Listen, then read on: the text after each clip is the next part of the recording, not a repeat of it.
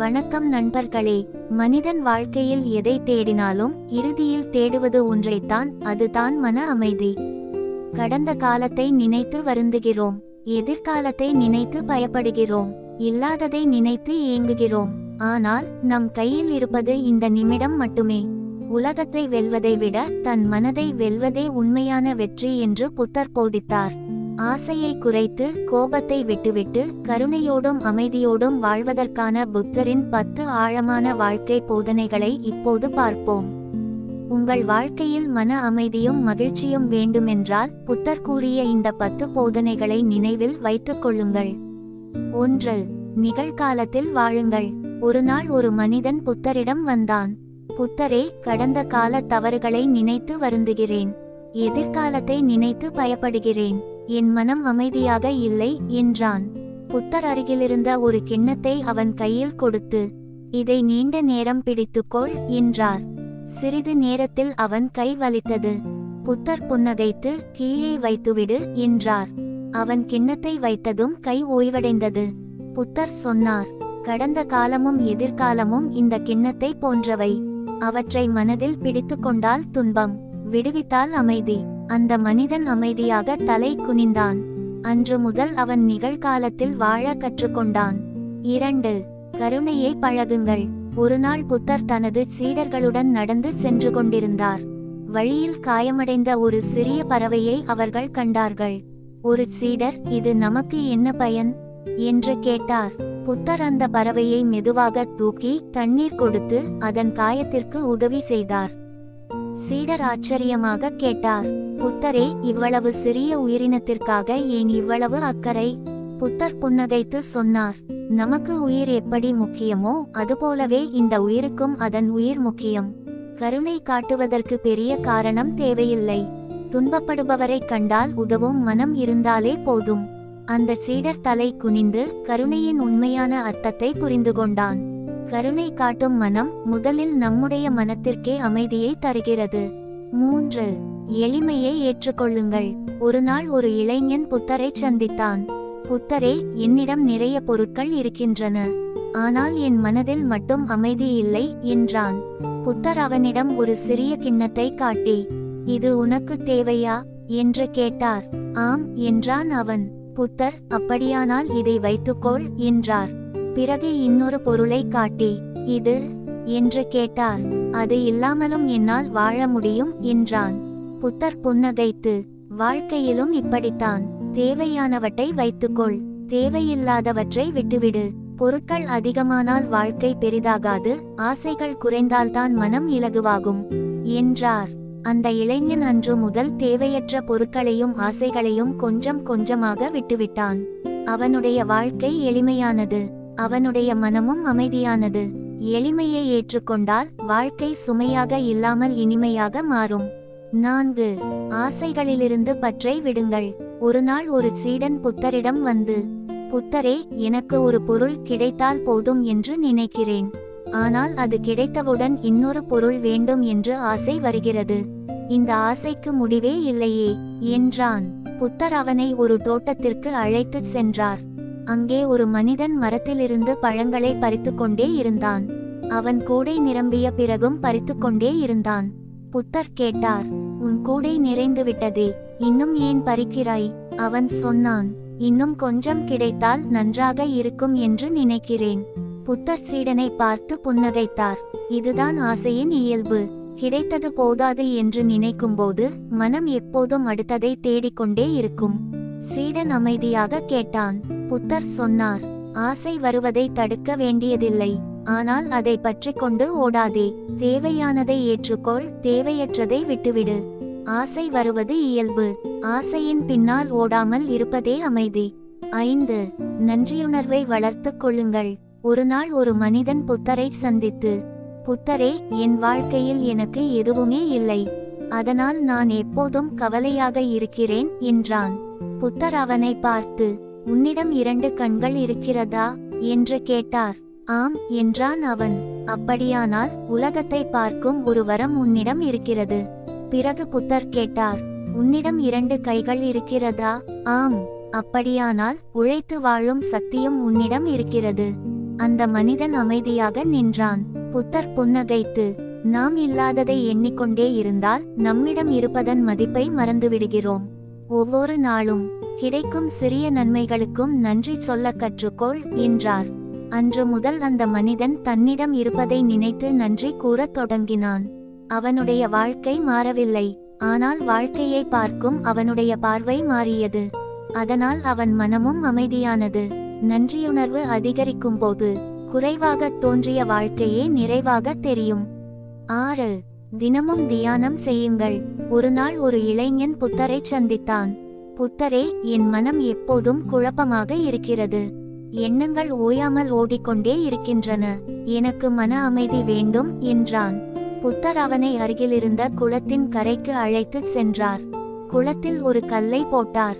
நீர் அலைகளாக அசைந்தது. சிறிது நேரம் கழித்து நீர் அமைதியானது. அப்போது குளத்தில் இருந்த மரங்களின் பிரதிபலிப்பு தெளிவாக தெரிந்தது. புத்தர் சிரித்தபடி கூறினார், உன் மனமும் இப்படித்தான். தினமும் சிறிது நேரம் அமைதியாக அமர்ந்து தியானம் செய்தால் மனதில் ஓடும் எண்ணங்கள் மெதுவாக அமைதியாகும். அப்போது உனக்குள் இருக்கும் தெளிவான பாதை உனக்கே தெரியும். அந்த நாளிலிருந்து அந்த இளைஞன் தினமும் தியானம் செய்யத் தொடங்கினான். நண்பர்களே, மன அமைதி வெளியே கிடைப்பதில்லை. சில நிமிடங்கள் அமைதியாக நம்முள் சென்று பாருங்கள். அங்கேதான் அமைதியின் தொடக்கம் இருக்கிறது. 7. நடுநிலையான பாதையை பின்பற்றுங்கள். ஒரு நாள் ஒரு இளைஞன் புத்தரை சந்தித்தான். புத்தரே, வாழ்க்கையில் எது சரி எது தவறு என்று எனக்கு புரியவில்லை. சில நேரம் எல்லாவற்றையும் விட்டுவிட வேண்டும் என்று தோன்றுகிறது. சில நேரம் ஆசைப்படுவதை எல்லாம் அடைய வேண்டும் என்று நினைக்கிறேன் என்றான். புத்தர் அருகில் இருந்த ஒரு வீணையை எடுத்தார். அதன் ஒரு கம்பியை மிகவும் இறுக்கமாக இழுத்தார். அது அறுந்துவிட்டது. பிறகு இன்னொரு கம்பியை மிகவும் தளர்வாக வைத்தார். அதில் இசை வரவில்லை. புத்தர் அமைதியாக கூறினார், வாழ்க்கையும் இப்படித்தான். மிகவும் கடுமையாக வாழ்வதும் வேண்டாம், எல்லாவற்றிலும் அளவுக்கு மீறி ஈடுபடுவதும் வேண்டாம். அளவான பாதையே மன அமைதிக்கு வழி. அந்த இளைஞன் புத்தரின் வார்த்தைகளை புரிந்து கொண்டான். நண்பர்களே, வாழ்க்கையில் எதிலும் அளவோடு இருப்போம். நடுநிலையான பாதை நம்மை அமைதியான வாழ்க்கைக்கு அழைத்து செல்லும். 8. பொறுமையை பழகுங்கள். ஒரு நாள் ஒரு இளைஞன் புத்தரை சந்தித்தான். புத்தரே, நான் எவ்வளவு முயற்சி செய்தாலும் சில விஷயங்கள் உடனே நடக்கவில்லை. அதனால் கோபமும் ஏமாற்றமும் வருகிறது என்றான். புத்தர் அவனிடம் ஒரு சிறிய விதையை கொடுத்தார். இதை மண்ணில் விதைத்து தினமும் தண்ணீர் ஊற்று என்றார். அவன் அப்படியே செய்தான். அடுத்த நாளே செடியை பார்க்க ஓடினான். ஆனால் எதுவும் தெரியவில்லை. சில நாட்களுக்கு பிறகும் அவன் கவலையடைந்தான். புத்தர் சிரித்தபடி கூறினார், விதைக்கு வளர்வதற்கான நேரம் தேவை. அதை இழுத்து வேகமாக வளர்க்க முடியாது. அதேபோல வாழ்க்கையிலும் சில விஷயங்களுக்கு நேரம் தேவை. அந்த இளைஞன் பொறுமையை புரிந்து கொண்டான். நண்பர்களே, பொறுமையாக காத்திருங்கள். நல்ல விஷயங்கள் வளர நேரம் தேவை. அவசரம் வெற்றியை தராது. பொறுமை நம்மை சரியான பாதையில் அழைத்து செல்லும். 9. அன்பான வார்த்தைகளை பேசுங்கள். ஒரு நாள் ஒரு இளைஞன் புத்தரை சந்தித்தான். புத்தரே, நான் யாரையும் காயப்படுத்த நினைப்பதில்லை. ஆனால் கோபத்தில் பேசிவிடுகிறேன், பிறகு வருத்தப்படுகிறேன் என்றான். புத்தர் அவனிடம் ஒரு கண்ணாடியை காட்டினார். இந்த கண்ணாடியை உடைத்துவிட்டு மீண்டும் ஒட்டி பார்ப்பாயா என்று கேட்டார். அவன், உடைந்த கண்ணாடியை மீண்டும் பழையபடி மாற்ற முடியாது என்றான். புத்தர் மெதுவாகச் சிரித்தார். அதேபோல ஒருமுறை வெளியே வந்த கடுமையான வார்த்தைகளை மீண்டும் மனதுக்குள் எடுத்துக்கொள்ள முடியாது. அவை மற்றவர்களின் மனதில் காயத்தை ஏற்படுத்தலாம். அந்த இளைஞன் அன்று முதல் பேசுவதற்கு முன் ஒரு கணம் சிந்திக்கத் தொடங்கினான். நண்பர்களே, வார்த்தைகள் சிறியதாக இருக்கலாம், ஆனால் அவை ஒருவரின் மனதில் பெரிய தாக்கத்தை ஏற்படுத்தும். அதனால் முடிந்தவரை அன்பாக பேசுவோம். நம் வார்த்தைகள் ஆறுதலாக இருக்கட்டும், காயமாக அல்ல. 10. கோபத்தை விட்டுவிடுங்கள். ஒரு நாள் ஒரு இளைஞன் புத்தரை சந்திக்க வந்தான். அவன் முகத்தில் கோபமும் கவலையும் தெரிந்தது. புத்தர் அவனை பார்த்து, மகனே, ஏன் இவ்வளவு கோபமாக இருக்கிறாய் என்று கேட்டார். அந்த இளைஞன் கூறினான், புத்தரே, ஒருவர் என்னை எல்லோருக்கும் முன்னால் அவமதித்துவிட்டார். அந்த வார்த்தைகள் மீண்டும் மீண்டும் என் நினைவுக்கு வருகின்றன. அவரை மன்னிக்க என்னால் முடியவில்லை. புத்தர் அமைதியாகச் சிரித்தார். உன்னிடம் ஒரு கேள்வி கேட்கிறேன். ஒருவர் உனக்கு ஒரு பரிசை கொடுக்கிறார். அதை நீ ஏற்றுக்கொள்ளவில்லை என்றால் அந்த பரிசு யாரிடம் இருக்கும் என்று கேட்டார். அவரிடமே இருக்கும் என்றான் இளைஞன். புத்தர் கூறினார், அதேபோல ஒருவர் கோபத்துடன் உன்னை நோக்கி வார்த்தைகளை வீசினாலும் அதை நீ உன் மனதில் ஏற்றுக்கொள்ளாமல் விட்டுவிட்டால் அந்த கோபம் அவரிடமே இருக்கும். இளைஞன் சற்று அமைதியானான். ஆனால் அவன் கேட்டான், புத்தரே, அவருடைய வார்த்தைகளை மறப்பது எப்படி? புத்தர் அவனை அருகிலிருந்த குளத்திற்கு கூட்டிச் சென்றார். ஒரு குவளை தண்ணீரில் சிறிது உப்பை கலந்து இதை குடித்துப் பார் என்றார். அவன் குடித்துவிட்டு, மிகவும் உப்பாக இருக்கிறது என்றான். பிறகு புத்தர் அதே அளவு உப்பை ஒரு பெரிய குளத்தில் போட்டு, இப்போது இந்த தண்ணீரை குடித்துப் பார் என்றார். அவன் குடித்துவிட்டு, இதில் உப்பின் சுவையே தெரியவில்லை என்றான். புத்தர் மெதுவாக கூறினார், கோபமும் இப்படித்தான். மனம் சிறியதாக இருந்தால் ஒரு சிறிய காயமும் பெரிய வேதனையாக தெரியும். ஆனால் மனதை பெரிதாக்கி பொறுமையையும் மன்னிப்பையும் வளர்த்து கொண்டால் அதே காயம் நம்மை அதிகமாக பாதிக்காது. இளைஞன் தலையை குனிந்து சிந்தித்தான். அன்று முதல் அவன் கோபம் வரும்போது உடனே பதில் சொல்லாமல் முதலில் அமைதியாக இருக்கத் தொடங்கினான். நண்பர்களே, கோபத்தை பிடித்து கொண்டிருப்பது மற்றவரை தண்டிப்பதில்லை, நம் மனதிற்குத்தான் சுமையாகிறது. மன்னிப்போம், கோபத்தை விட்டுவிடுவோம், மனதை அமைதியாக வைத்துக்கொள்வோம். அதுவே உண்மையான வெற்றி.